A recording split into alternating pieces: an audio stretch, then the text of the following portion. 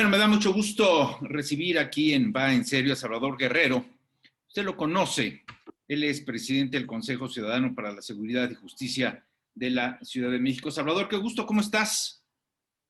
Muy bien, Carlos, estoy encantado de saludarte, a tus órdenes. Oye, temas no muy gratos porque vamos a hablar de, no sé si decirlo de manera correcta, explotación de los infantes, niños y niñas, pero también vamos a hablar de fraude y extorsión. Dime una cosa para iniciar, Salvador, ¿cuál es la diferencia entre fraude y extorsión? Bueno, el Código Penal local y nacional distinguen muy claramente uno de otro y lo voy a sintetizar de esta manera. El fraude es básicamente una estrategia, una maniobra de engaño. Ajá, Aquello que mediante el engaño implica una depredación patrimonial, el engaño está en el centro de la noción del delito de fraude. Y en el caso de extorsión es obligar a otro mediante el engaño también, pero sobre todo mediante la fuerza, a entregar parte de su patrimonio. Es decir, que en el fraude hay más engaño o centralmente el engaño. En el caso de la extorsión hay una maniobra de fuerza, sea física o sea verbal, para tratar de forzar a otro a entregar parte de su patrimonio. Entonces, esa es la gran diferencia entre el fraude y la extorsión. Engaño, es decir, una maniobra casi, digamos, de manipulación, ajá. y extorsión, que es una que tiene que ver con el uso de la fuerza. A ver, no me queda muy claro. Si yo recibo una llamada telefónica de estas en donde me advierten que tienen a mi hijo secuestrado y me ponen un niño a la línea diciéndome, papá, ayúdame, etcétera. Si no deposito 200,000 pesos en 5 minutos en tal cuenta, lo matamos. ¿Eso qué es? ¿Fraude o es Eso extorsión? es extorsión. Eso es extorsión, y un caso de fraude típico es, por ejemplo, que te dicen, bueno, en este momento su cuenta está a punto de ser dañada porque hay un registro en nuestro banco de varios rastros de que quieren el engaño, y pues le sugerimos que hable de inmediato al banco. Te dan una línea, esa línea no es del banco, pero te atienden como si fuera, y al final terminan diciéndote que entregues tu NIP. Ahí es fraude.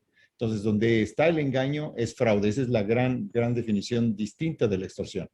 Ahora dime una cosa, presidente, ¿cómo obtienen mis datos? Porque con frecuencia, digo, no caemos en la extorsión ni en el fraude, pero constantemente suenan las líneas privadas, para ofrecernos promocionales, ventas, celulares, servicios, mercancías.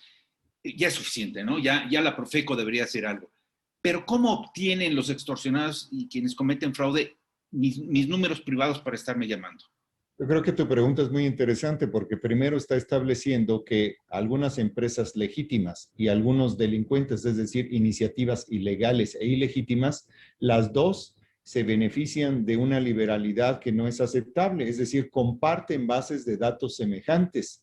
De alguna manera hay una comunicación entre el mundo legal y el ilegal, entre el legítimo y el ilegítimo, porque ciertamente yo mismo he preguntado, me dice por favor quién le dio mi teléfono, y me hablan de bancos y me hablan de funerarias y nos hablan de oportunidades reales de compañías reales, porque uno revisa los teléfonos e incluso puede verificar que son verdaderas, que son auténticas. Y también advertimos cuando no lo son. Entonces sí hay una especie de mercado de listas de teléfonos. De alguna manera se filtraron hace años. Yo creo que eso es algo que ocurrió particularmente en aquellas épocas del Renault, en el 2009. Yo tuve oportunidad de ser comisionado de transparencia de la Ciudad de México.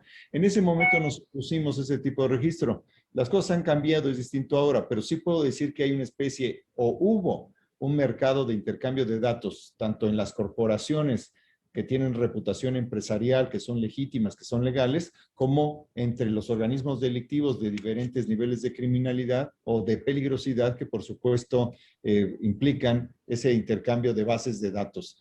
Entonces también está el hecho de que dejamos los teléfonos en muchos espacios, ¿no? En muchos, digamos, en muchas plataformas, en muchas bases de datos van dejándose huella de nuestros teléfonos. Entonces no es muy difícil, por otro lado, tener huella de esos teléfonos. Y también hay que decir que no dejan de usarse los teléfonos convencionales. Uh-huh. Y los teléfonos convencionales a veces están atados a teléfonos digitales. Y también, si tú pones un número de teléfono en Internet, es posible que te salga asociado con un nombre o un nombre con un teléfono. Entonces, es relativamente fácil para alguien experimentado en investigar, sea en el mundo convencional o digital, encontrar nombre y teléfono, sea nombre y teléfono convencional o nombre y teléfono digital. Entonces, hay una enorme cantidad de datos abiertos. Nosotros vamos dejando rastros de nuestra actividad digital y material en el mundo actual, en el mundo en línea. Dime una cosa, Salvador, por esto todo lo que estamos comentando, lo que me estás ofreciendo en datos, en información, por ello la ciudadanía hoy tiene temor y oposición a este nuevo registro que nos quieren imponer sobre la telefonía celular, es decir, entregarle a una empresa, me parece venezolana, todos nuestros datos, incluso hasta el iris de nuestros ojos y huellas dactilares.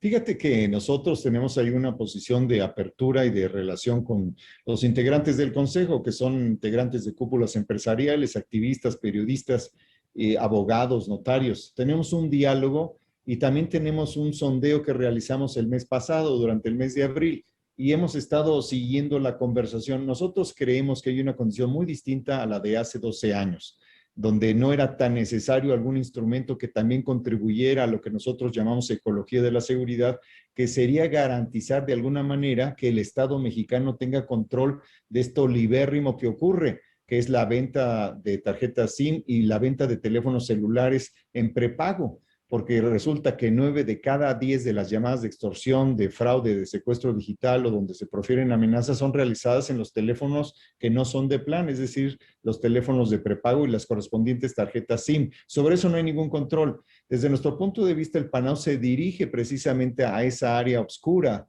a esa área de descontrol, primero. Y también hay que decir que en nuestro sondeo que concluimos en el mes pasado, encontramos que prácticamente el 55% de las personas que llaman al Consejo, en una muestra que realizamos, que podríamos discutir la metodología en otro momento, nos indica que ellos no tienen ninguna objeción en entregar sus datos. Específicamente el dato central que se está planteando es la huella digital. No se está planteando el iris, según revisamos en la ley del 17 de abril que está vigente, no se está planteando otro. Y además se está planteando que sea el IFAI, el IFETEL los que tengan el control de los datos. Ya el mes pasado, recordarás tú, el propio INAI se manifestó al respecto del PANAU. Ellos consideran que es un motivo de una controversia constitucional. Desde nuestro punto de vista, esa controversia pues no abona mucho y está bien que ellos están en su derecho en el INAI de plantearlo así, pero eso no abona a fortalecer la seguridad de las personas, porque en el Consejo Ciudadano estamos hablando de Estado de Derecho y estamos hablando de la seguridad de las víctimas.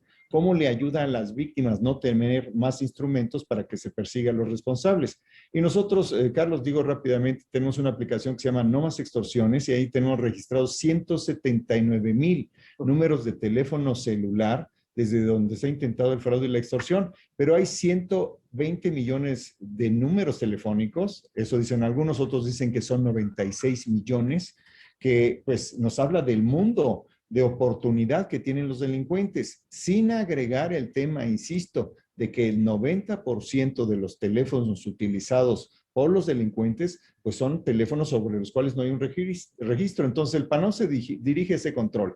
Así que yo diría, pues, dos cosas, que no hay una uniformidad de opiniones, hay un debate, hay que participar de él, hay que darle seguimiento, y creo también que es importante fortalecer los instrumentos que tienen las víctimas para darle seguimiento a la persecución del delito, porque si no tienes un hombre o una persona asociado al uso de un teléfono celular, es muy difícil investigar y los delincuentes pues, lo que hacen es comprar teléfonos de prepago, no hay registro de ellos y también usan tarjetas SIM de las cuales no hay registro. Déjame darte mi percepción personal, pero me parece que este registro de los teléfonos celulares tiene otro propósito, porque como bien lo indicas, son teléfonos desechables que utilizan para la extorsión y lo tiran. Yo no creo que ningún delincuente vaya a presentar su INE y su iris y su huella dactilar para que le den un teléfono y me llamen para extorsionar. Me parece absolutamente infantil. Y creo que tú sabes en este sentido mucho más que yo, pero tú sabes que gran parte de las extorsiones y fraudes vienen desde las cárceles, de teléfonos que utilizan desde las cárceles. Lo saben las autoridades y parece mentira, Salvador, pero hay un sistema que bloquea el uso de celular, por ejemplo, en la sala Netzahualcóyotl de la Universidad de México o en varios estados, pero la autoridad no se atreve a bloquear los celulares en las prisiones. Desde ahí se cometen secuestros, extorsiones, fraudes, todo tipo de ilícitos. Deberían de empezar por ahí antes de pedirme a mí mi registro, ¿no? Bueno, sin duda hay corrupción en algunos centros penitenciarios estatales y sin duda sigue habiendo extorsión de algunas de las cárceles. Nosotros no compartimos lo que ya consideramos que es un cliché, que es el suponer que la mayoría de las llamadas son de las cárceles. ¿Por qué razón? Pues fundamentalmente porque se usan por los delincuentes de alta y mediana peligrosidad, pues teléfonos inteligentes. Y como pueden comprar de manera libérrima en cualquier parte del país y del continente, y se les puede poner una tarjeta que corresponde a la Ciudad de México o que puede corresponder a Guerrero, inclusive cuando se haya comprado o se esté usando en Chiapas o se esté realizando desde Chiapas, por poner un ejemplo, Sí. lo que nos plantea es que hay una situación distinta. Los delincuentes usan cualquier teléfono celular, entonces las cárceles sí, por supuesto, hay que atacar el tema de la corrupción, eso en primer lugar. Ahora, yo sí quisiera plantearte esto. También es cierto que hay una parte, a ver si te parece a ti, Carlos, que es una parte ideológico-política, digamos, ¿no? Y es consistente con esta idea. En principio, las personas que tienen una cierta digamos, falta de reconocimiento sobre la legitimidad de la intervención del Estado para conservar los datos, pues tienen una oposición a que se impulse el PAN-Out. Pero desde otro punto de vista, ya lo hacen los bancos, lo hace el sistema de administración tributaria, lo hace el propio INE. Ellos tienen datos biométricos nuestros y no precisamente hubo muchos amparos ni mucha oposición o muchas demandas contra esos sistemas. Entonces, a diferencia de hace 12 años, ya hay un camino andado. Eso en lo nacional, pero a nivel internacional hay 155 países que ya han explorado y tienen en práctica esquemas biométricos que se relacionan con diversos controles de bases de datos y entre ellos también algunos relacionados con la seguridad. Entonces, es un debate muy interesante porque nos habla de la necesidad de plantearnos lo que sí me parece muy relevante. ¿Cuál es la relación exacta? Y ahí tienes, creo, un punto entre este sistema y el combate del secuestro y de la extorsión. Es decir, la conexión ahí tiene que establecerse mejor. Espero que conforme avance esta discusión se establezca mejor. Yo creo que ese es un punto muy importante. Ahora yo planteo la inversa.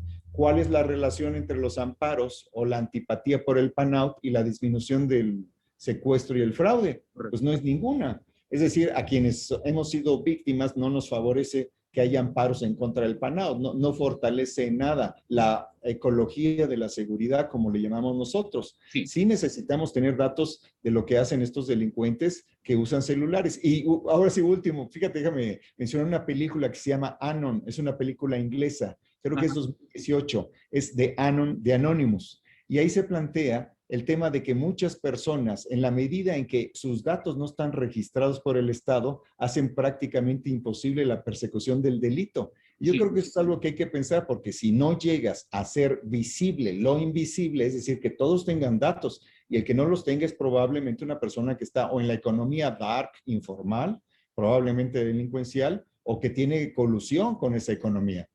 Déjame, Salvador, invitarte a una próxima sesión aquí en el programa. Esto está muy interesante y quisiera que tú y yo iniciáramos este debate a nivel nacional. Vaya arrogancia, ¿no? Pero lo podemos hacer por este medio. Me parece muy bien.